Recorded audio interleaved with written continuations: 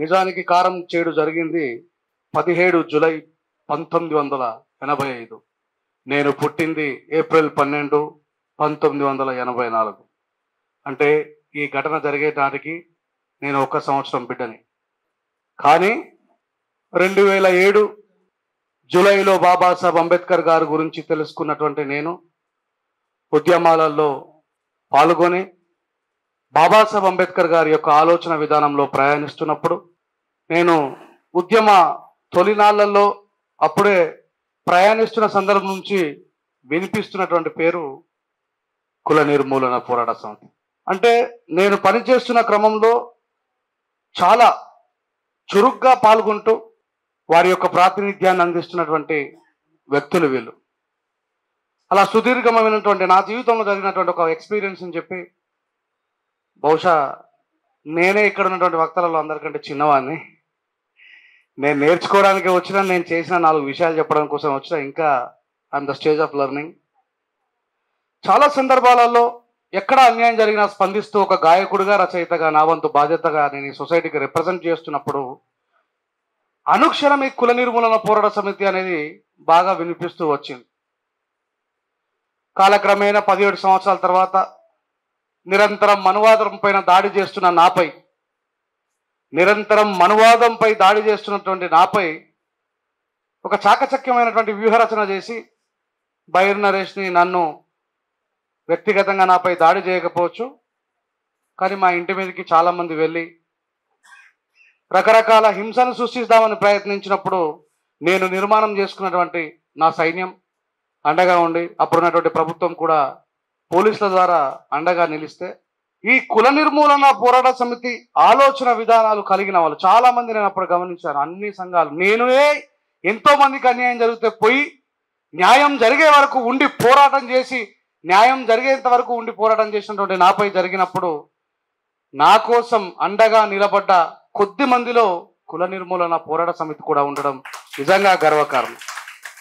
So till today, ఈరోజు ఇక్కడ ఉన్నటువంటి వ్యక్తులందరితో పాటు ఈ మీడియా ద్వారా వీక్షిస్తున్నటువంటి లక్షలాది మంది దళిత బహుజన సమాజంలో ఆలోచన పరులైనటువంటి వ్యక్తులు, ఉద్యమకారులు, విద్యార్థులు, యువకులు జాగ్రత్తగా గమనించాల్సి, ఆలోచించాల్సిన విషయం ఏంటంటే, నిన్నగాక మొన్న జరిగిన చెంచు ఈశ్వరమ్మ అలియాస్ భారతమ్మ, అట్లాగే ఆంధ్రప్రదేశ్లో కూటమి యొక్క సీట్లు పెరుగుతున్నప్పుడే, ఇంకా ప్రభుత్వం డిక్లేర్ కాకుండా ముందే కూటమి యొక్క ప్రాతినిధ్యం పెరుగుతున్నప్పుడే ప్రతీకార దాడులు జరిగాయి. ఇందాక గౌరవనీయులు హైకోర్టు న్యాయవాది అన్నగారు మాట్లాడుతూ చెప్పిన దాంట్లో, ఎవడు తమ యొక్క బల ప్రదర్శన చూయించుకోవాలనుకున్నా దళితుల్ని కొట్టడం ఒక ఎజెండాగా ఎంచుకున్నారు. మిత్రులారా, నిజంగా ఒకవేళ ఆ ప్రభుత్వం చేసినటువంటి గత పొరపాట్లను వీళ్ళు ఎత్తి చూపాలనుకుంటే అక్కడ ఉన్నటువంటి వైఎస్ఆర్సీపీ ఎమ్మెల్యేల మీదనో, లేకపోతే వాళ్ళు చేసిన అన్యాయాల మీదనో ఈ ప్రభుత్వం వారు మాట్లాడాలి. కానీ ఓటర్లు అయినటువంటి దళితుల మీద, దళిత పేటల మీద, మాలపేటల మీద, మాదిగ పేటల మీద దాడి చేసి వాళ్ళ యొక్క బల ప్రదర్శన చేస్తూ ఉన్నారు. నేను ఈ సందర్భంగా ఒకటే మాట్లాడుతున్నా, ఇంకా ఎన్ని సంవత్సరాలు మనం ఇట్లా సస్తూ బతుకుదాం? వీక్షిస్తున్న మీరు కానీ, సభలో ఉన్నటువంటి వీళ్ళు కానీ ఎవరైనా శాశ్వతంగా బ్రతకడానికి భూమి మీదకి రాలేదు. మరణం అనేది నిరంతరం మన జేబులోనే ఉంటుంది, మన వెంటే ఉంటుంది. వీళ్ళని ఈరోజు ఎందుకు స్మరించుకోవాల్సి వచ్చింది? వాళ్ళు పోరాటంలో బలైపోయారు, వాళ్ళు అక్కడ ప్రశ్నించారు కాబట్టే అక్కడ ఉన్నటువంటి పెత్తందారులు వీళ్ళపై దాడి చేశారు. ఎక్కడైతే ప్రశ్నించే తత్వం ఉండదో అక్కడ బానిసత్వం ఉంటుంది. ఎక్కడైతే ప్రశ్నించే తత్వం ఉంటుందో అక్కడ పోరాటం ఉంటాయి, దాడులు ఉంటాయి. ఈ 39 సంవత్సరాల ఈ చరిత్ర మనకి ఏం చెప్తుంది? సుదీర్ఘమైనటువంటి 23 ఏళ్ల పాటు పోరాటం కొనసాగిందంటే, ఈనాడు ఉన్నటువంటి ఔలా ఉద్యమకారులు, దుర్మార్గులు, ద్రోహులు, జాతి ప్రజలను మోసం చేసేటువంటి నాయకులు ఉద్భవిస్తున్నటువంటి ఈ సందర్భం ఇలాంటిది. మరి 23 సంవత్సరాల సుదీర్ఘ పోరాటాన్ని చేసి ప్రజాకోట్ని వేయించగలిగినటువంటి ఆనాటి ఐక్యత ఎంత గొప్పదో ఒకసారి ఆలోచించాలి. ఆ రోజులు తిరిగి వస్తాయా లేవో అనేది పక్కన పెడితే, నేను ఒక చిన్న పిల్లగానైనప్పటికీ కూడా ఉద్యమకారుడుగా, గ్రౌండ్ రియాలిటీ తెలిసిన వ్యక్తిగా నేను ప్రజలలో నిరంతరం ఉంటున్నా.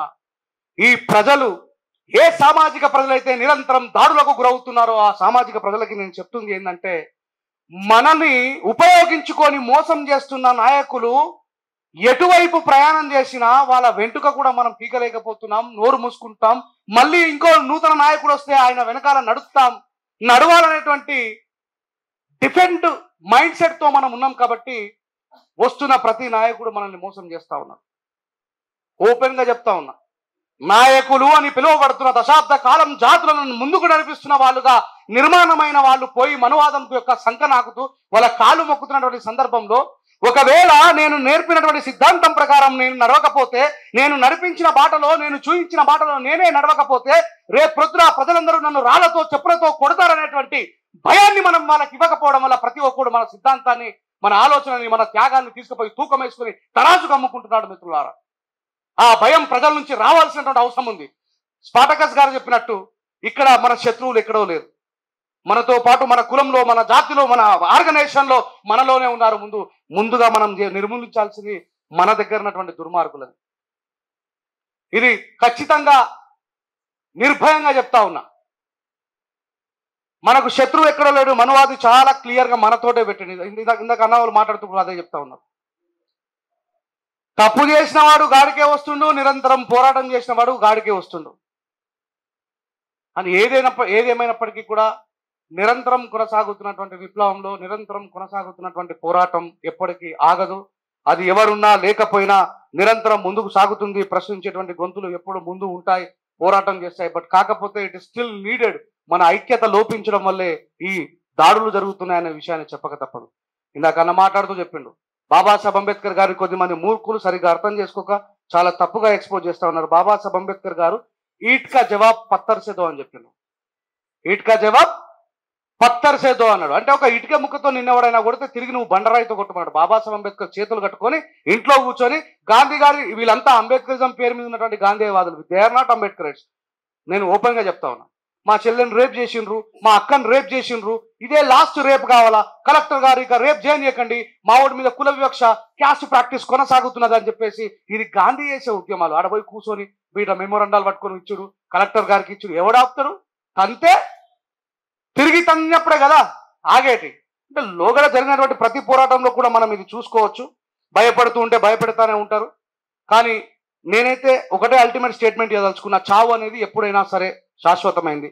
మనం బ్రతికి ఉన్న కాలంలో ఏం చేసినాం అనేది రాబోయే భవిష్యత్ తరాలకు ఆదర్శప్రాయమైనటువంటి జీవితాలు జీవించాలని నేను మనస్ఫూర్తిగా కోరుకుంటున్నా. వాళ్ళు ఆదర్శప్రాయమైనటువంటి జీవితాన్ని జీవించారు కాబట్టే 40 సంవత్సరాల తర్వాత కూడా వాళ్ళ గురించి మాట్లాడుతున్నాం.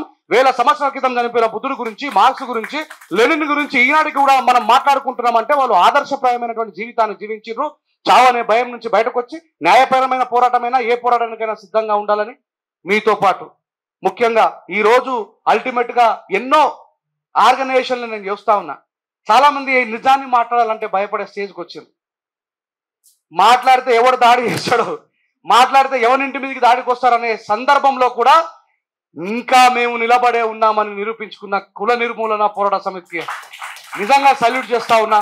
మీతో పాటు మీ బిడ్డగా, మీ మార్గంలో నడుస్తున్నటువంటి వ్యక్తిగా మహనీయుల ఆలోచన విధానాన్ని పునిగిపుచ్చుకొని నా వల్ల వీలైనంతగా బాబాసాహెబ్ అంబేద్కర్ గారిని, పూలేని ఉద్యమం యొక్క సిద్ధాంత భావాజాలాన్ని ఊరూరికి, జిల్లాకి వ్యాప్తి చేస్తున్న ఒక వక్తగా మీ వెంట ఎప్పుడూ ఉంటారని నన్ను నమ్మి మీతో పాటు నన్ను చేర్చుకొని మీతో పాటు అవకాశం కల్పించినటువంటి కుల నిర్మూలన పోరాట సమితి వారికి హృదయపూర్వకమైనటువంటి ధన్యవాదాలు, జై భీమ్ తెలియజేస్తున్నా. Thank you very much. జై భీమ్.